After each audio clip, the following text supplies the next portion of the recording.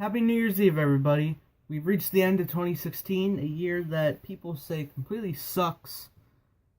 I have to agree. But in terms of movies, mostly sucked as well.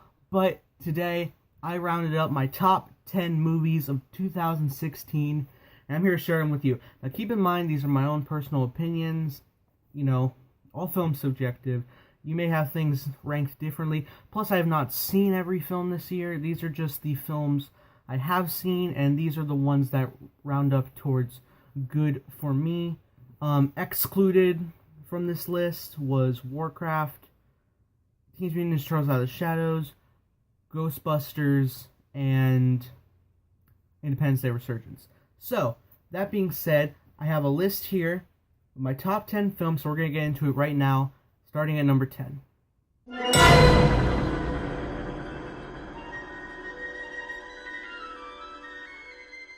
XMen Apocalypse, I felt, was really good. I honestly do.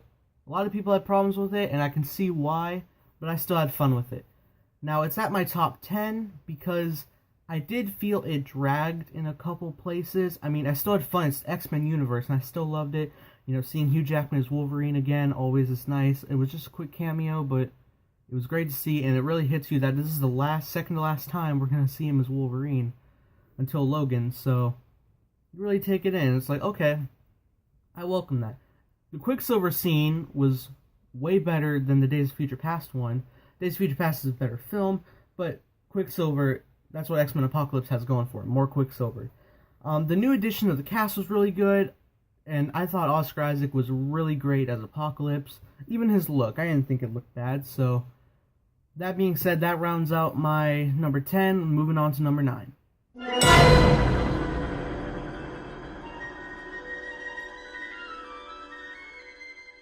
The Jungle Book. Oh my god, what were those effects? How did they do that? Majority of this film was CG, and that's incredible. Everything looked like a real animal, and it was spectacular. And you really believe the kid's acting with real-life talking animals, even though, they're not really there. And the cast was great. Bill Murray as Baloo, that's perfect. Seriously, guys, if you have not seen The Jungle Book, I highly recommend you do. I had such a good time, but I didn't have as much of an amazing time as I did with the other 8, so we're going to move on to those right now.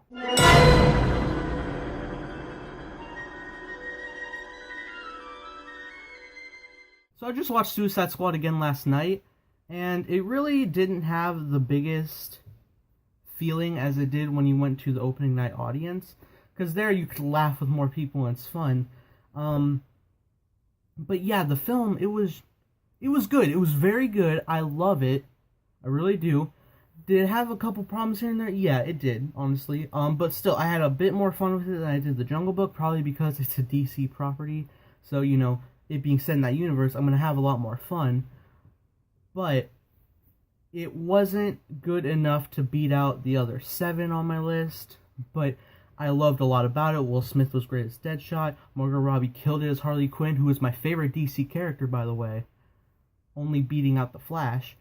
So, that being said, it had a lot going for it. The cast was great. Jared Leto's Joker was interesting. Not my favorite Joker. That will always be Mark Hamill. But it was still a fun time nonetheless. So we're going to move on to the number 7 pick.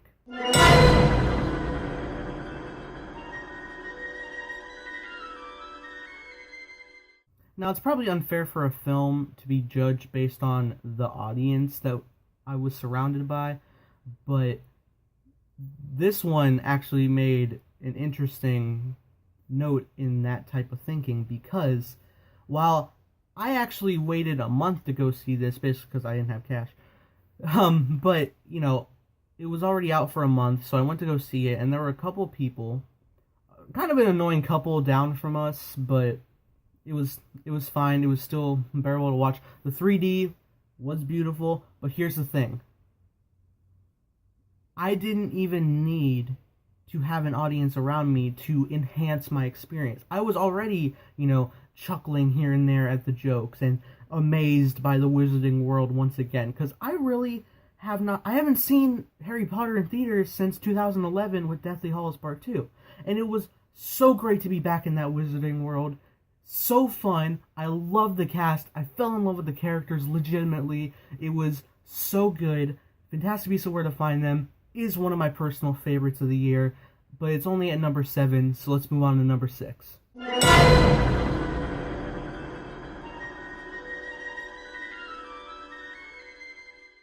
Obviously, I was a fan of Star Trek Beyond. I got the Blu-ray, a huge pack of a Blu-ray, which I did an unboxing and a giveaway, and it included figurines. That's how much I love Star Trek Beyond. I went all out with that purchase. And it was so fun. Out of the new cast trilogy, it's seriously my favorite. It really is. It was so fun. They saved the day with Beastie Boys. That's hilariously awesome. The visual effects were stunning. There was a lot more humor. And you got, like, you know, how the characters are normally with these set of characters. But no, we mixed it up. We had Chekhov with Kirk. We had Bones with Spock, which in the first 2 movies you didn't have much of. They just kind of passing by and mentioning, or Kirk's there in between them. No, they're on their own and they're bantering, and that was the best stuff. New character J-Lo was great, working off with Scotty. Perfect. You had Uhura and Sulu. Just, you really split it up into a legit separation that would happen, not with the characters you think they'd be with. So that was really cool. I had such a fun time with Star Trek Beyond. The audience I was with had a fun time with Star Trek Beyond. One of my favorites. Let's move on to number 5.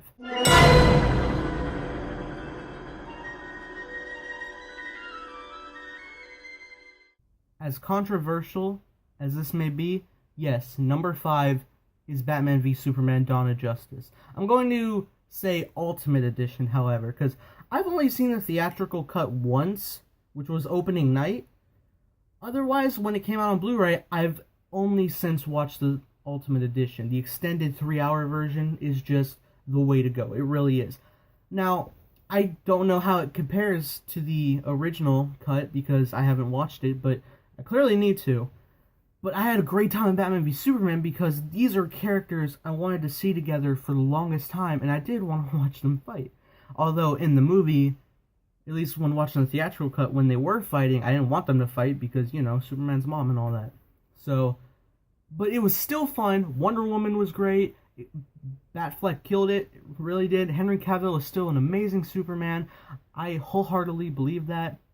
Batman v Superman: Dawn of Justice was very fun, and I did enjoy it more than the other 5.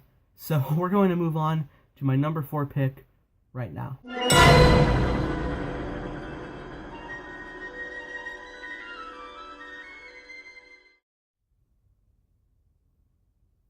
Okay, enough of that. Yes, obviously I had a great time with, of course, a Marvel Studios film.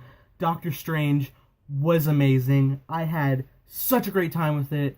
I mean, seriously, I have this awesome figurine of Doctor Strange. If I open up my thing up here, I move stuff around, got my Funko Pop of Doctor Strange. I had such a great time with Doctor Strange. Benedict Cumberbatch killed it. It's Marvel Studios. Of course, it's going to have references that I'm going to catch and I'm going to be amazed by. The end credits scenes were great, especially the first one. Tilda Swinton was great as the Ancient One. Chiwetel Ejiofor was great. Benedict Wong was great. Everybody was great. This was such an amazing film. So fantastic. I had such a great time.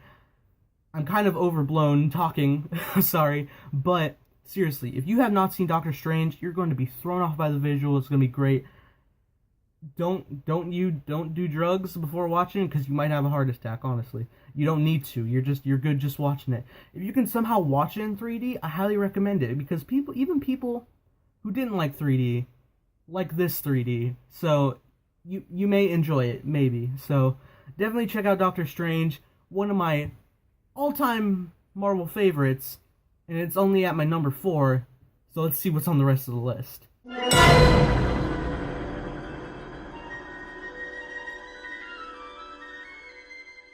So I was actually kind of stuck between either picking Deadpool or Doctor Strange between 3 and 4. Like, it was kind of like going back and forth, but ultimately settled on Deadpool because I had some of the most fun ever Really, I did. Deadpool was your dream comic book film you could ever ask for. It's definitely one of the greatest of all time.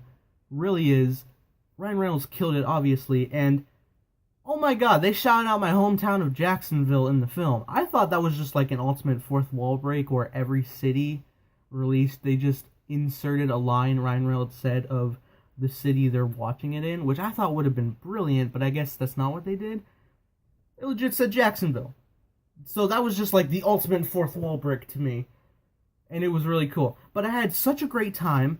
The audience was in an uproar, and it really got you into it. And even if you don't have an audience, you're still laughing at so much. It's just so good. I'm so glad I saw it in theaters twice. I've seen a lot of these twice, but Deadpool, great time. I loved it. I know you loved it, but I love two other films even more. So let's go.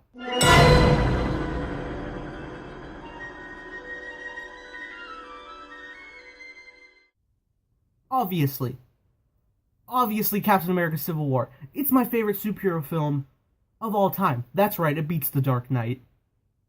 Don't lie to yourself. It beats The Dark Knight. Seriously, it was so cool watching your heroes fight each other. It was the best moment in comic book movies ever. It was. And you know why? Because you got an introduction to Black Panther, which was stellar. Seriously, Chadwick Boseman is the perfect casting, but an even more perfect casting, I can't talk, was Tom Holland as Spider-Man. Spider-Man is my favorite superhero ever, so you can tell that I was going to be excited when he was with the Avengers. Yeah, he was. If you check out my trailer reaction to the last Captain America Civil War trailer, and Spider-Man hops down with the shield, hey everyone, I squealed like a little girl, I'm pretty sure. Like, oh my god. It was amazing. It truly was. It's one of the best time I've ever had with an audience. Seriously, I was with a couple of my friends and my dad. It was great. Oh my god. Captain America Civil War. Heart-wrenching, because you really need to be enthralled in the entire Marvel Cinematic Universe. You have to, so you understand what's going on, and you get why people are thinking how they are, and you get their, past, and everything in the MCU led up to this. I know it's all leading up to Infinity War, but it also all led up to this, so seriously, Captain America Civil War, one of the best films I've ever seen, and it's actually my 5th favorite film of all time. Beat it out by Star Wars films. So, moving on, you can probably guess what it is.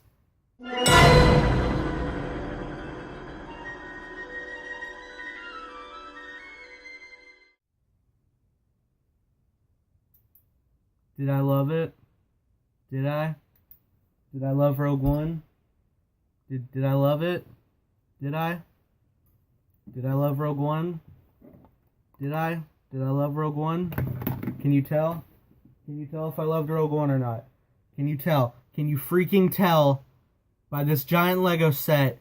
Can you tell that I loved Rogue One, A Star Wars Story? I loved it incredibly so. Seriously. Star Wars, I love incredibly. It's my favorite franchise of all time. And, with my top films of all time, granted, I've not seen every film, and it's been a while since I've seen classic films, but Star Wars, seriously, is the love of my life of movies. And yes, I do like, The Force Awakens is my favorite film of all time. Take that however you will, it's my own personal opinion, but there's a strong reason why. You will see and get that answer in my Force Awakens review coming up. Under that, I have Return of the Jedi, then Empire Strikes Back, then A New Hope, and then Captain America Civil War, because they're deeply rooted into franchises that I love and that I've been following pretty much half, if not my entire life. So, with that in mind, Rogue One, a lot of people had problems with in a few places. However, I loved everything about it. Everything. And I won't go into spoilers. But oh my god, it made me cry. The audience I was with was amazing because it's a Star Wars audience. Freaking Darth Vader. Oh my god, everything! Star Wars. Amazing. This film was incredible. It tied with A New Hope amazingly, and actually, in terms of my top films of all time, it's tied with A New Hope. I don't know if you can do that, but it's my list, so I can. Shut up. And I love how this lightsaber looks on screen. It looks like a real one, pretty much. That's great. Anyway, that's my top 10 films of 2016. Rogue One was amazing. I fell in love with the characters. That's right, even Baze Malbus, and I remembered his name. Jyn Erso, Cassian Andor, K2SO, Bodhi Rook, Orson Krennic, Chira Umwe. Everybody. I fell in love with all of them. Even Saw Gerrera was cool. Okay? Yeah? You tell I'm a nerd? Can you tell? Anyway, this was the most unprofessional top 10 list of all time, of the year, for sure. If you enjoyed my entire video, or even partially of it, hit the like button, subscribe if you're not already. And with that being said, guys, I hope you have an amazing 2017. Have a happy new year. May the Force be with you always.